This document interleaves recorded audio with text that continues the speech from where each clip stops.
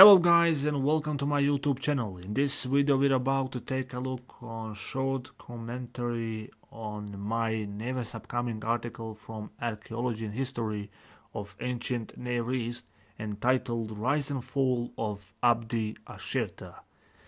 Besides publishing and posting some Linux related videos, how-to guides, reviews and so on, I'm also holding a bachelor degree on archaeology from University of Sarajevo with primary interest in archaeology and history of ancient Near East, covering the periods of Middle Bronze Age all the way to the collapse of the Late Bronze Age, where I have also written an article several years ago entitled The Sea People.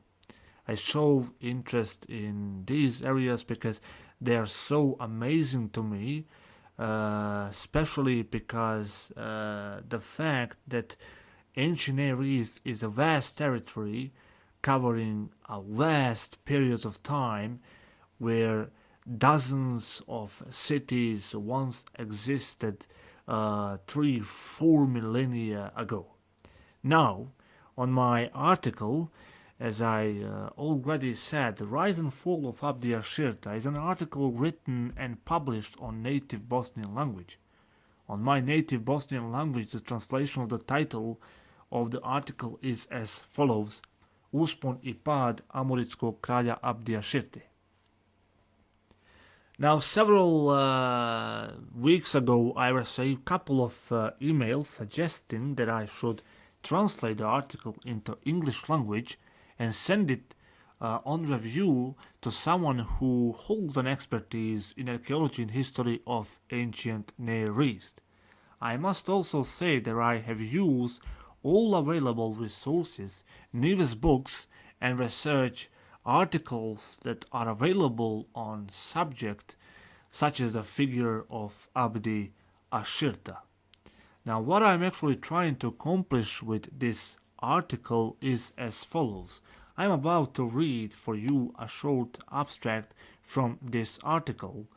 This is my English version of article that is currently under translation, and for that job, for that task, I am using an open source translation tool, Omega T. Now, here's an abstract on article Rise and Fall of Abdi-Ashirta. I'll try my best to read this as clear as possible. The story of Abdi-Ashirta, a famous king of the land of Amurru, is a dramatic one. Around 14th century BC, he launched a series of military attacks on the cities of Egyptian pharaoh Amenhotep III. In just several years, Abdi-Ashirta managed to conquer cities such as Irkata, Ardata, Amka, Amia, Batruna, Shigata, Arvad, Tira, Sidon, Ulassa, and Shumur, from where he commanded assaults on other cities on the coast of Lebanon. His power seems without limits. Once he reached the city of Byblos, Pharaoh Amenhotep III decides to act, so he sends a great army to stop Abdi-Ashirta and his reign of terror once and for all. This article aims to answer who really was Abdi-Ashirta, his rise and fall, and the last days of one of the most controversial figures of ancient Syria and the most wanted man of ancient Egypt. As you can tell from this abstract, Abdi-Ashirta was indeed a highly controversial figure in the history of ancient Syria in 1400 BC. What we knew so far that he was a great warrior, and according to all those available Elamana letters, he sort of fought for independence of the land of Amurru. Now, the Amurru was a decentralized kingdom, a vast territory once covering the ancient Syria in 1400 BC. It was also a sort of vassalage state in the service of Egyptian pharaoh Amenhotep III, and according to my best knowledge, Pharaoh Amenhotep III has actually placed Abdi-Ashirta as a head guard for these cities that lay on the coast of Lebanon, especially Ulassa, Shumur, and Byblos.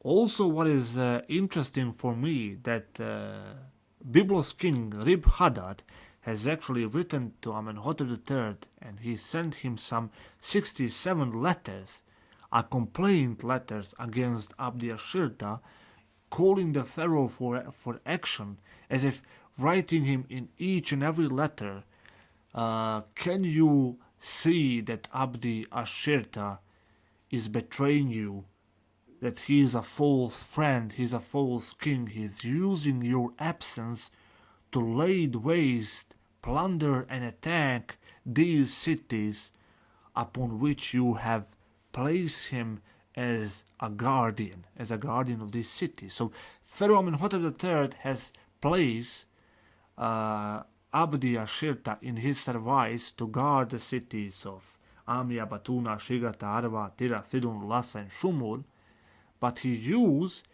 the Pharaoh Amenhotep III's absence to attack these cities by using his army of the Hapiru nomads. He used them, he transformed them into a army, into his own army, and from the very city of Shumur, he commanded an attacks on every single city mentioned in this abstract, finally reaching the gates of the Byblos.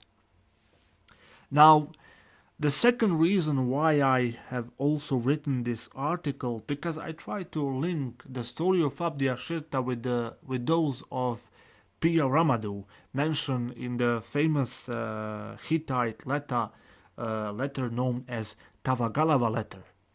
Now, if we actually compare these two figures close one by one, we can see that they both try to achieve a sort of independence. You see, Abdi-Ashirta in this case fought for independence of the land of Amaru.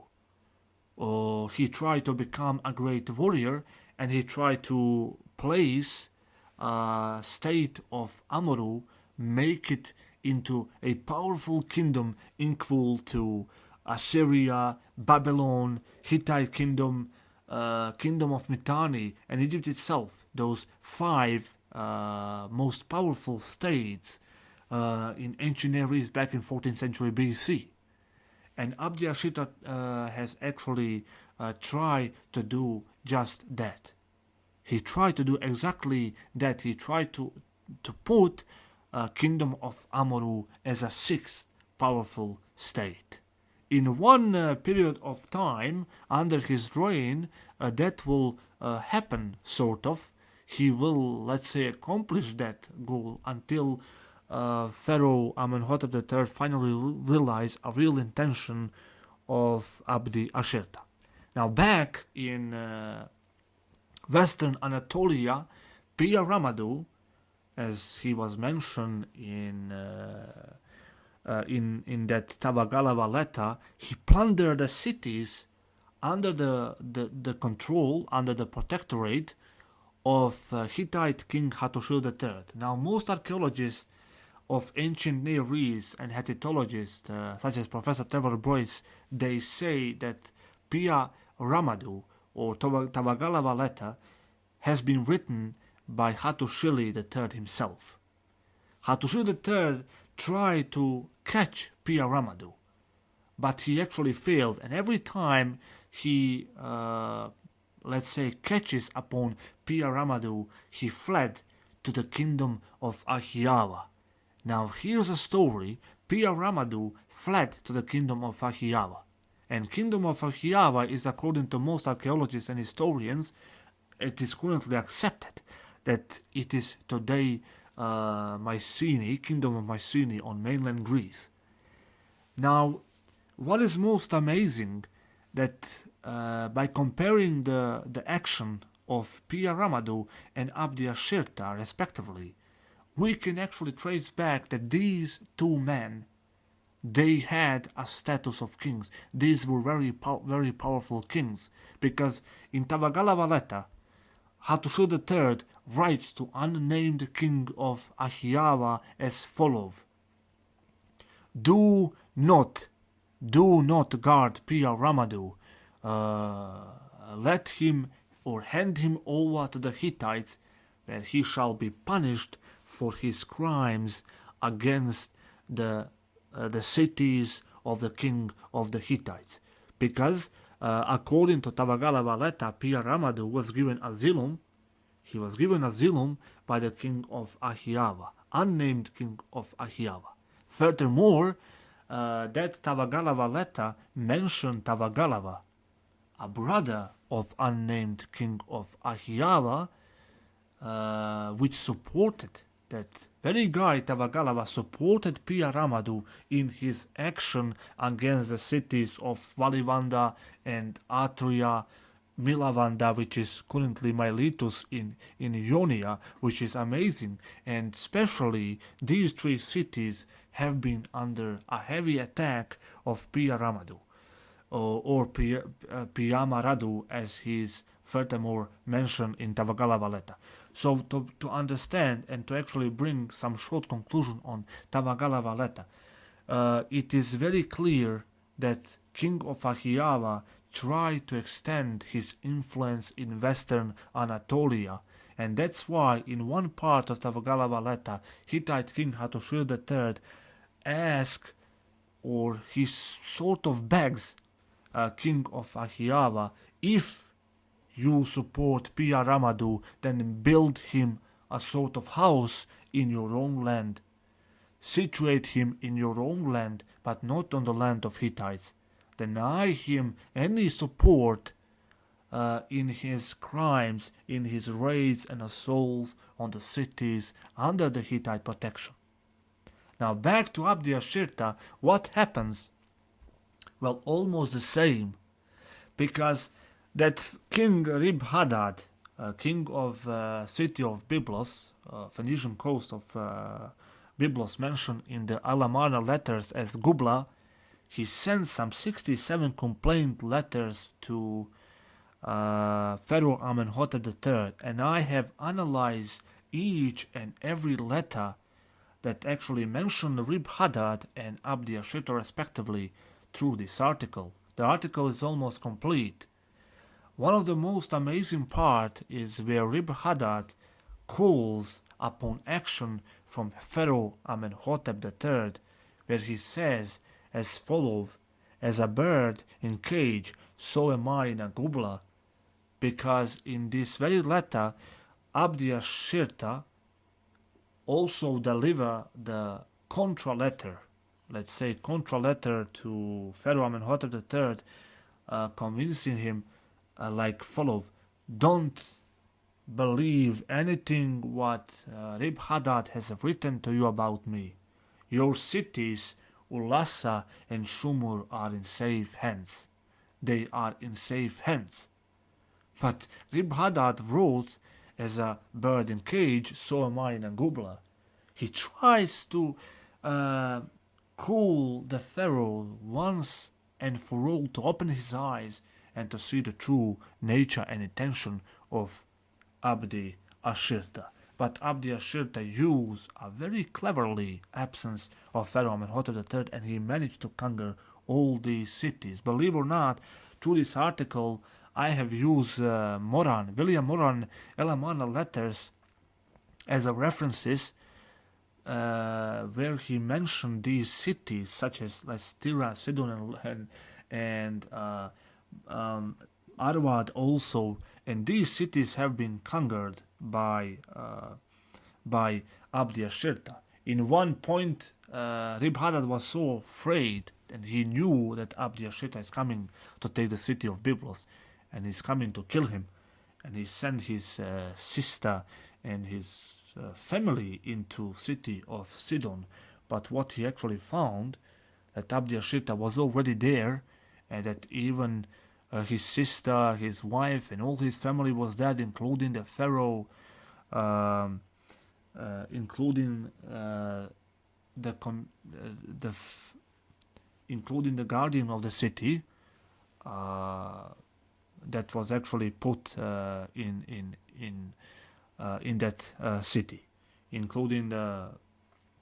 So, what I want to say that Abdi-Ashirta was already on the gates of city of Sidon, and Abdi Rib Haddad family was already dead. Now, in third commentary of this article, I'm trying actually to sort of derive my own theory what really happened to Abdi-Ashirta. Now, in one point, there are some actually articles online. I think that I have them. Here I am going to tell you something, because here I have something very interesting. For instance, there's an article. Now this is actually interesting. Amnon Altman. Amnon Altman has actually written for Ulgarit Forschungen in 1977. He written the article The Fate of Abdi-Ashirta. In this very article, Altman discusses and proposes theories as to what happened with Abdi-Ashirta. He tried to conclude. He tries to give us the answer from the very Elamana letters. And he also used William Moran Elamana letters translation. And in one of the page, Altman has actually asked a very good question. Was Abdi-Ashirta taken as a hostage to Egypt? What we can say to this answer, maybe no. I believe no. Why is that so? Because in this article, Rise and Fall of Abdi-Ashirta, in my article, I have actually proposed a theory that Abdi-Ashirta most likely died several days in a city of Shumur before the arrival of Egyptian troops, of the troops of the Pharaoh Amenhotep III. And I also believe that one who reads this article and who is willing to do a review later on, and I'm about to send it to someone because I have several addresses, I think that he will be surprised the way this article is written, especially taking in concern that in Bosnia, in Balkan, we are not dealing with archaeology and history of ancient Near East, and any student who shows interest in that area has to do it on its own. So you can read it online, you can read some books, you can buy some books, articles on Academia Edu, where archaeologists and historians on ancient Near East are actually putting articles.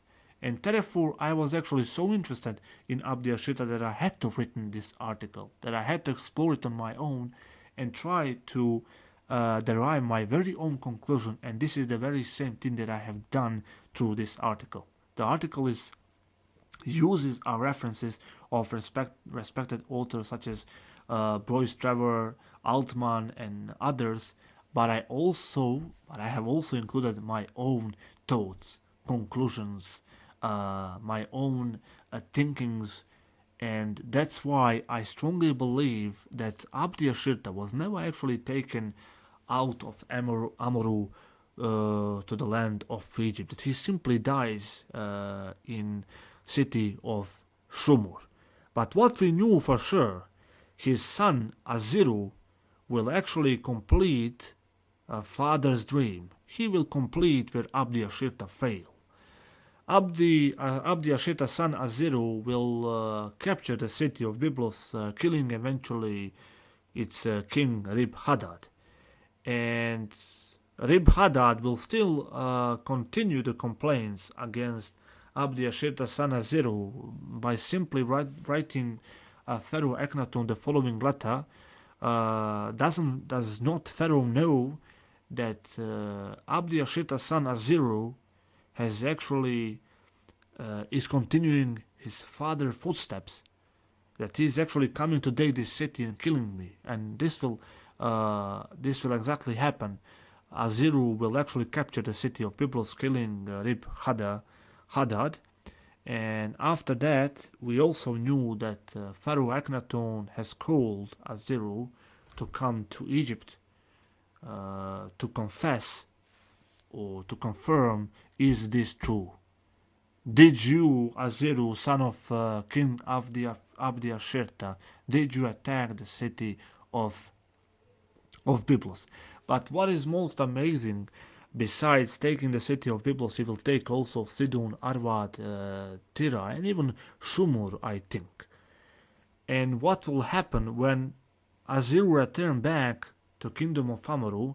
He actually he came to the side of the Hittites, and that will actually cause a conflict which won't be settled until 1274, Battle of Kadesh between Ramses II, son of Seti I, and Hittite king Muwatal.